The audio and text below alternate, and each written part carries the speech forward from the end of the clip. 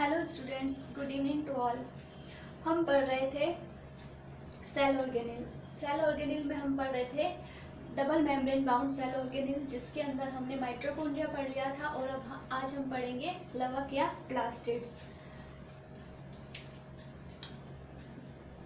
लवक या प्लास्टिड्स क्या होते हैं? ये भी क्या होते हैं? धूरी झिल्ली से आबद्ध कोशिकांग है जो कोशिका द्रव्य में बिखरे हुए पाए जाते हैं। लवकों की खोज किसने की थी? लवकों की खोज तथा नामकरण हैकल नामक वैज्ञानिक ने किया था। और शिम्पर नामक वैज्ञानिक ने बताया था कि पादपों में प्रकाश संश्लेषण के लिए उत्तरदायी जो लवक होते हैं उनको उन्होंने हरित लवक कहा। यानी उन्होंने बताया कि प्रकाश संश्लेषण करने वाले लवक क्या कहलाते हैं? हरित लवक कहलाते हैं। शिम्पर ने ही आगे इनको 3 प्रकारों में विभाजित किया: अवर्णी लवक, वर्णी लवक एंड हरित लवक या क्लोरोप्लास्ट। अवर्णी लवक को बोलते हैं ल्यूकोप्लास्ट और वर्णी लवक को बोलते हैं क्रोमोप्लास्ट और हरित लवक को क्लोरोप्लास्ट। अब देखो, अवर्णी लवक या ल्यूकोप्लास्ट के अंदर क्या होता है कि इसके अंदर कोई भी वर्णक नहीं पाया जाता और ये रंगहीन होते हैं तथा ये पौधे के पादपों के ऐसे भागों में होते हैं जहाँ पर भोजन संग्रह रहता है। भोजन संग्रहित करने वाले भागों में रहता है, जैसे कि भूमिगत भाग हो गए, जैसे जड़ हो गई, या फिर फलों आदि में ये अवर्णी लवक पाए जाते हैं। ठीक है। अवर्णी लवक में भी भोजन जो संग्रहित रहता है किस कार्बनिक पदार्थ के रूप में भोजन संचित रहता है, उसके अनुसार इसको 3 प्रकारों में बांटा गया है: मंड लवक या अमाइलोप्लास्ट। इसके अंदर मंड लवक या अमाइलोप्लास्ट के अंदर जो भोजन होता है वो स्टार्च के रूप में संचित रहता है। तेलद लवक या एलियोप्लास्ट, इसके अंदर जो होता है वो भोजन तेल या वसा के रूप में संचित रहता है, जैसे कि मूंगफली या सरसों के बीजों में। एलियोप्लास्ट या प्रोटीनोप्लास्ट में जो भोजन है वो प्रोटीन के रूप में संचित रहता है, जैसे कि दालों के बीज पत्रों में। फिर हम पढ़ते हैं वर्णी लवक। वर्णी लवक क्रोमोप्लास्ट, इसके अंदर वर्णक पाए जाते हैं। इसके अंदर पर्णहरित नहीं पाया जाता, क्लोरोफिल नहीं पाया जाता। इसके अलावा अन्य वर्णक पाए जाते हैं, जैसे कि लाल एवं नारंगी जो रंग है उसके लिए कैरोटीन वर्णक पाया जाता है। पीले वर्ण के लिए ज़ैंथोफिल वर्णक पाया जाता है। और समय समय पर क्या होता है कि ये जो लवक हैं, ये वर्णी लवक हैं, ये चेंज होते रहते हैं। जैसे हरित लवक है, जो कच्चे फल होते हैं वो हरे होते हैं और पकने के बाद क्या होता है कि उनका कलर चेंज हो जाता है। जैसे आम है, आम कच्चा होता है जब हरा होता है, लेकिन पकने के बाद क्या हो जाता है, वो पीला हो जाता है। तो ये वर्णक आपस में चेंज होते रहते हैं, वर्णी लवक हरित लवक में बदलते रहते हैं। ठीक है। वर्णी लवक के एग्जाम्पल हम लाल मिर्च, टमाटर, गाजर आदि में देख सकते हैं। और इनका कार्य क्या होता है वर्णी लवक का? ये क्या करते हैं, जो पादपों की दलों की जो कोशिकाएं होती है उनको रंग प्रदान करते हैं, या फिर फलों को या पत्तियों को, जिससे क्या होता है इन रंगों को देखकर कीट आकर्षित होते हैं और परागण की क्रिया संभव हो पाती है। ठीक है। और क्या होता है कि कुछ पादप ऐसे होते हैं जिनको अंधेरे में रखने पर क्या होता है, वो एटियोप्लास्ट या अवर्णी लवकों में चेंज हो जाते हैं, एटियोप्लास्ट में। और अगर उनको वापस प्रकाश दिया जाए तो वो वापस परिवर्तित हो जाते हैं। इसके बाद हम देखते हैं हरित लवक या क्लोरोप्लास्ट। हरित लवक के अपन आगे और बात करेंगे, इसकी संरचना के बारे में, इसके कार्यों के बारे में पढ़ेंगे। हरित लवक के अंदर क्या पाया जाता है? पर्णहरित या क्लोरोफिल पाया जाता है, जिसके कारण ये हरा रंग प्रदर्शित करते हैं और ये प्रकाश संश्लेषण की क्रिया में भाग लेते हैं। अब देखो, जो शैवाल होते हैं उनके अंदर शैवालों के अंदर ये संख्या में 1 पाए जाते हैं, जबकि अन्य जो विकसित पादप हैं उनमें 20 से 40 हरित लवक पाए जा सकते हैं।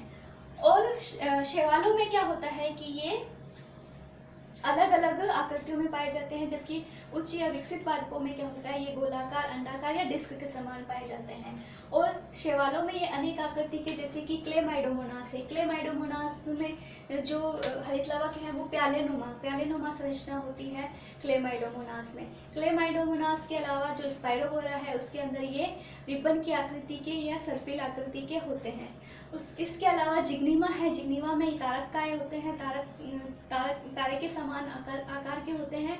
और इसके अलावा अलग अलग शैवालों में अलग अलग आकृतियों के पाए जा सकते हैं और आवश्यकता अनुसार ये जो लवक हैं वो चेंज होते रहते हैं। जैसे मैंने बताया कि जैसे कच्चे फल होते हैं, जैसे टमाटर है, हरी मिर्च है, ये कच्चे होते हैं जब तक तो इनका रंग हरा होता है, लेकिन जैसे ही पक जाते हैं तो इनका रंग चेंज हो जाता है, लाल हो जाता है।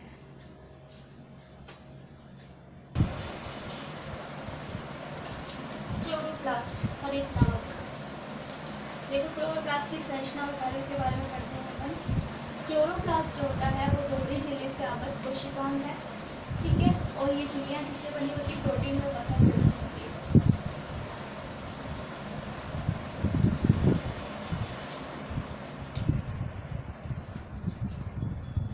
और इन दो झिल्लियाँ होती है, बाहरी झिल्ली और आंतरिक झिल्ली। इन दोनों झिल्लियों के बीच में पेरिप्लास्टिडियल स्थान पाया जाता है। ये जो स्थान होता है इसको पेरिप्लास्टिडियल स्पेस या पेरिप्लास्टिडियल स्थान कहते हैं।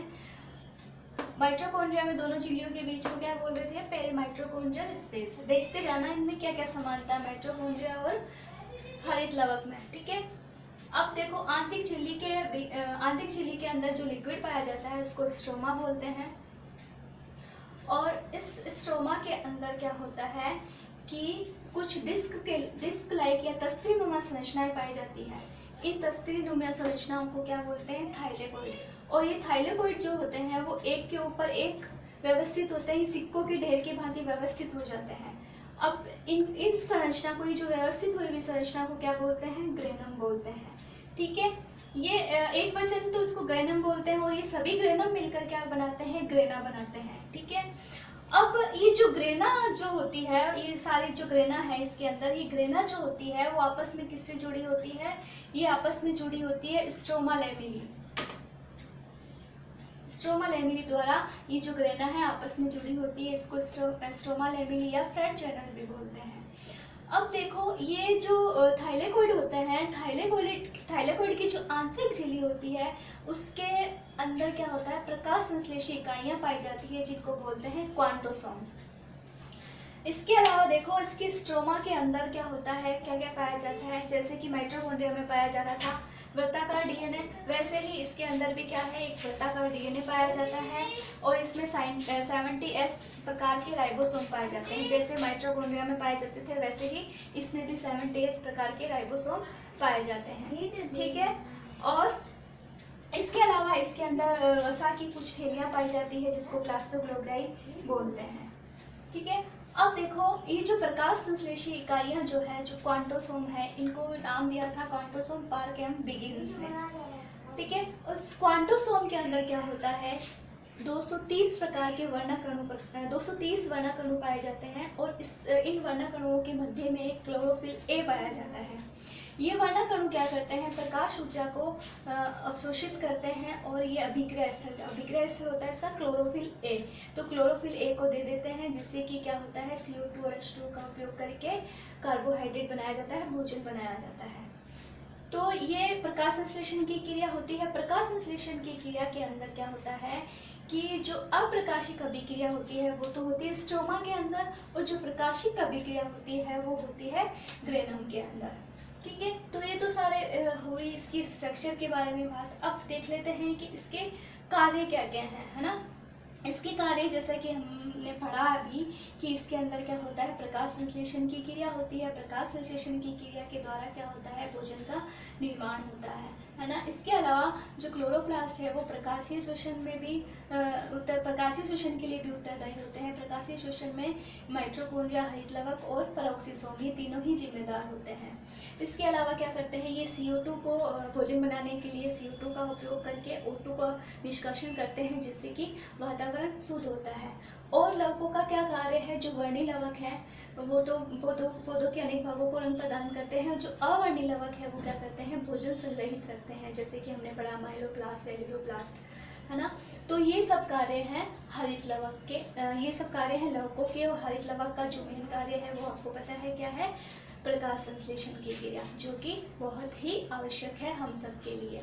अच्छा, ये जो हरित लवक है वो कहाँ कहाँ पाए जाते हैं? हरित लवक यूकैरियोटिक सेल्स में पाए जाते हैं, है ना। और जंतुओं में ये अब्सेंट होते हैं, कवकों में भी ये अब्सेंट होते हैं और प्रोकैरियोटिक सेल के अंदर भी ये अब्सेंट होते हैं। इसके अलावा ये कुछ नील हरित शैवालों में कुछ हरित लवक जैसी संरचनाएं पाई जाती है जिनको बोलते हैं वर्णिकीधर या क्रोमेटोफोर बोलते हैं, ठीक है। और इसके अलावा ये कुछ डायटम्स में भी डायनोफ्लेजिलेट्स में भी पाए जाते हैं, और एक युग्लिना के अंदर भी हरित लवक पाए जाते हैं। युग्लिना जो होता है वो पादप और जंतु के बीच की कड़ी है। युग्लिना क्लोरोप्लास्ट होने के कारण क्या करता है, ये अपना भोजन स्वयं निर्मित करता है। तो ये बात हो गई। क्लोरोप्लास्ट के अंदर वृत्ताकार डीएनए, राइबोसोम एवं आरएनए पाए जाते हैं।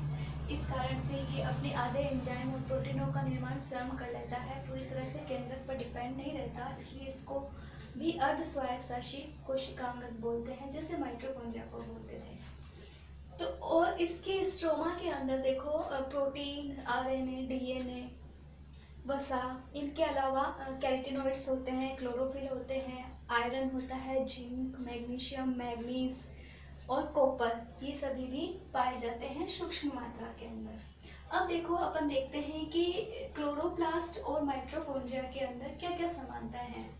तो जैसा कि हमने देखा कि दोनों ही दोहरी झिल्ली आबद्ध कोशिकांगक है, दो झिल्लियां पाई जाती है जो प्रोटीन और वसा की बनी हुई होती है।